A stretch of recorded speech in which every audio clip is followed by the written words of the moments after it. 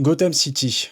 Ville tantôt dépeinte comme une cité gothique ténébreuse, tantôt comme une fresque aux inspirations art déco, renvoyant à l'esthétique du New York des années 1940.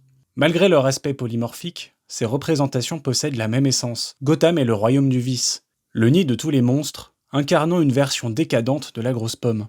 Un soir pluvieux, un couple et son enfant s'engouffrent dans une ruelle de la métropole cauchemardesque. Une ombre apparaît au bout de l'allée. L'homme belliqueux pointe un revolver sur le couple, les sommant de lui remettre l'argent qu'il possède sur eux. Il arrache le collier de la femme, avant d'abattre les deux adultes et de prendre la fuite. Le jeune garçon est maintenant seul, bordé par les ténèbres de la terrible allée, comme si elle s'apprêtait à l'engloutir avec les cadavres de ses parents gisant encore à ses pieds. Bruce Wayne ne cessera de lutter contre cet abîme qui le poursuivra tout le reste de sa vie. Par la suite, le jeune Bruce se démènera pour retrouver l'assassin de ses parents. Il utilisera sa peur des chauves-souris comme force motrice, se construira un alter ego justicier et se lancera dans une croisade sans merci contre le crime. Mais Batman n'est pas né en l'espace d'une nuit pluvieuse tragique. La mort de Thomas et de Martha Wayne ont en fait servi de catalyseur à la voie qu'allait suivre Bruce par la suite. Les prémices de sa longue descente aux enfers, l'entraînant par la suite dans une spirale infernale de vengeance autodestructrice. Si l'identité profonde de Batman s'est enracinée à partir de cet événement traumatique, il n'en justifie pas pour autant entièrement la nature, car Bruce Wayne a eu bien des occasions de sombrer en grandissant. Son parcours dramatique et la haine viscérale l'animant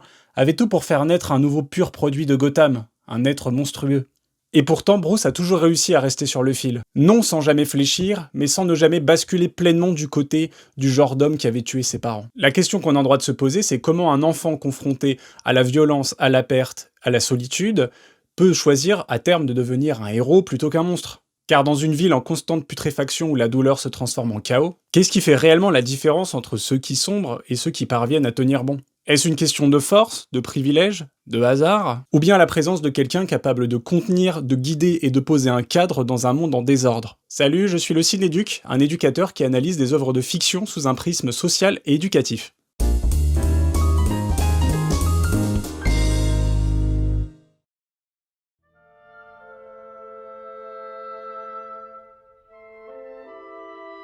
La scène de la mort des parents de Bruce Wayne est un point d'ancrage dramatique extrêmement identifiable dans la pop culture. Elle a été adaptée un nombre incalculable de fois, et si quelques variantes existent, elle raconte substantiellement la même chose. Du choc émotionnel naît un profond traumatisme qui va déployer ses racines vénéneuses dans l'esprit du garçon. Dans la trilogie de Christopher Nolan, la première personne à accompagner Bruce dans cette tragédie, c'est le commissaire de police James Gordon. Il lui adresse un sourire rassurant et quelques mots réconfortants, les seuls gestes qui restent vraiment pour soutenir un enfant dans ce genre de situation. Puis, Bruce hérite invariablement de la fortune de ses parents, et rentre sous la tutelle de son majordome, Alfred. Bruce Wayne ne perd pas seulement ses parents, il perd le monde tel qu'il le connaissait, et dans le silence qui suit les coups de feu, il ne reste plus que ça. Un vide assourdissant. Un vide dans lequel peuvent s'enraciner des choses bien plus profondes que la tristesse. Un mélange de colère brute, d'incompréhension, mais surtout, le besoin presque viscéral de reprendre le contrôle sur un monde devenu imprévisible. Car un enfant laissé seul face à l'absurde ne reste jamais immobile très longtemps. Il cherche un sens, un responsable, ou parfois une manière de tirer un voile opaque sur les images qui le hantent. Et on peut dire que Gotham, c'est un terrain de jeu fertile pour ce genre de dérive. C'est une ville où la douleur ne disparaît jamais vraiment. Elle circule comme l'air qu'on respire, se transforme et se transmet. Ici, les blessures ne guérissent pas, elles mutent, elles donnent naissance à des figures comme le Joker, incarnation du chaos absolu, ou Double Face, fracture vivante entre la justice et la contingence. Des trajectoires bien différentes, mais une origine commune, des événements traumatiques où tout a cédé. Alors la question n'est plus vraiment de savoir pourquoi Bruce Wayne devient Batman, mais plutôt, pourquoi il devient pas comme ses ennemis ? Parce que soyons honnêtes 2 secondes, tout dans son histoire le poussait dans cette direction. La douleur omniprésente, la solitude étouffante, une quête de justice qui aurait très bien pu se transformer en descente vengeresse, et d'une certaine manière, c'est ce qu'elle devient. Pendant longtemps, Bruce Wayne ne cherche pas à sauver Gotham, il cherche à répondre à une absence, à donner du sens à l'absurde, au hasard, à l'inexplicable. Mais sans cadre, sans limite, sans présence pour contenir cette chute, ce genre de quête ne construit pas, elle dévore de l'intérieur, elle transforme lentement ce qu'il reste d'un enfant blessé en quelque chose de dangereux. Alors non, Bruce Wayne n'était clairement pas destiné à devenir un héros, au contraire, il était destiné à vaciller, à tituber constamment au bord de son propre précipice. Et sans quelqu'un pour le retenir, il aurait très bien pu finir consumé par cet abîme.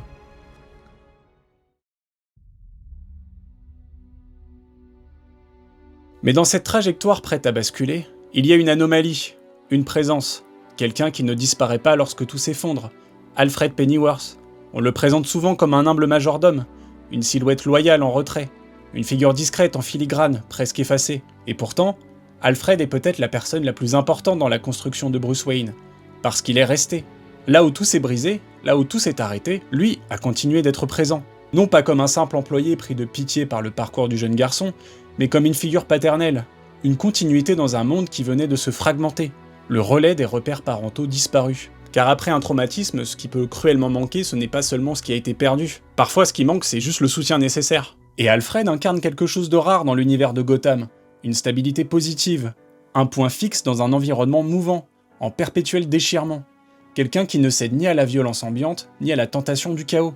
Mais rester ne suffit pas, parce qu'en fait, Alfred ne se contente pas d'accompagner avec bienveillance Bruce au quotidien. Il le confronte, il refuse de devenir le témoin passif de sa chute. Il questionne ses choix, désapprouve ses excès, pose des limites. Là où Gotham pousse à céder, Alfred résiste sur ses appuis. Il ne cherche pas à apaiser Bruce à tout prix, mais à le contenir, à empêcher que la douleur ne se transforme en destruction pour les autres, mais surtout pour Bruce lui-même. Et c'est peut-être là que réside son rôle le plus essentiel, car la présence d'Alfred n'enlève ni la violence, pas plus qu'il ne la guérit, mais il lui donne une forme, il la rend supportable, il fait en sorte qu'elle ne déborde pas et qu'elle n'embrasse pas tout ce qui reste.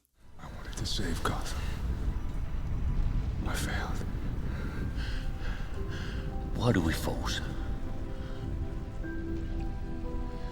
So that we can learn to pick ourselves up.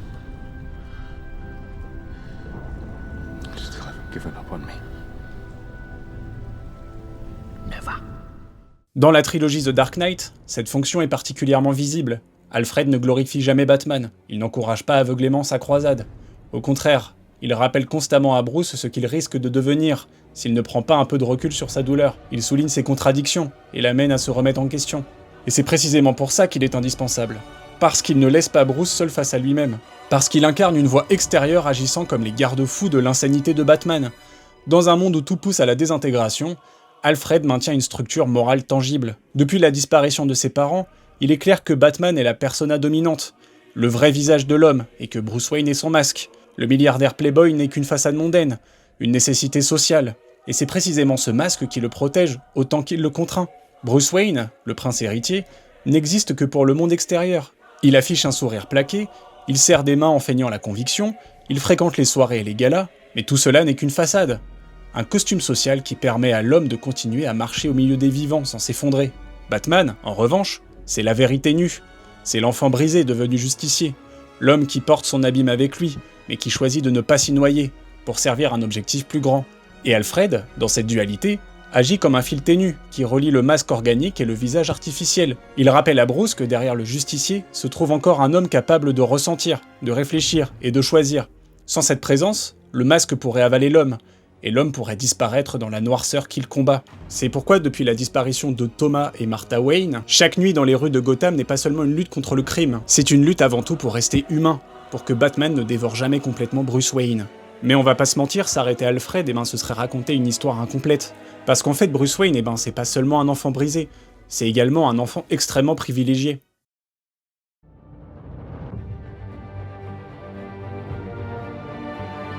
L'héritier d'une famille richissime, quelqu'un qui, malgré la perte, n'a jamais connu le manque matériel et n'a jamais eu à se soucier de sa propre survie. Détenteur d'une fortune colossale, d'un manoir à l'écart du chaos et de ressources presque infinies pour canaliser sa douleur.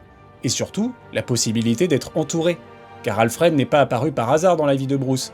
Il est là parce que les Wayne pouvaient se permettre qu'il soit là. Parce qu'initialement, ils avaient les moyens de l'embaucher.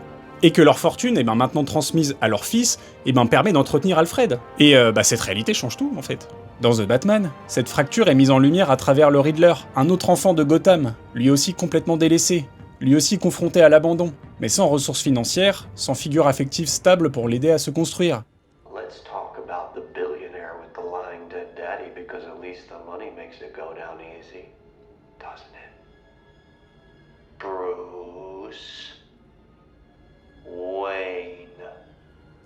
Là où Bruce est accompagné, Edward Nygma est livré à lui-même.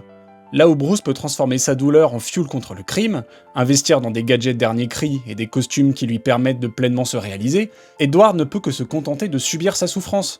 Et elle finit par le dévorer. Ce contre quoi Bruce essaye de lutter au quotidien, c'est-à-dire lutter contre sa propre dévoration. Cette opposition n'est pas un hasard, Elle rappelle que les trajectoires ne se façonnent jamais dans le vide, qu'une construction identitaire n'a rien d'inné. Elles dépendent des rencontres, mais aussi des conditions dans lesquelles ces rencontres sont rendues possibles. Dans certaines versions, comme Batman The Telltale Series, ou l'arc de la cour des hiboux dans les comics, cette idée revient avec insistance.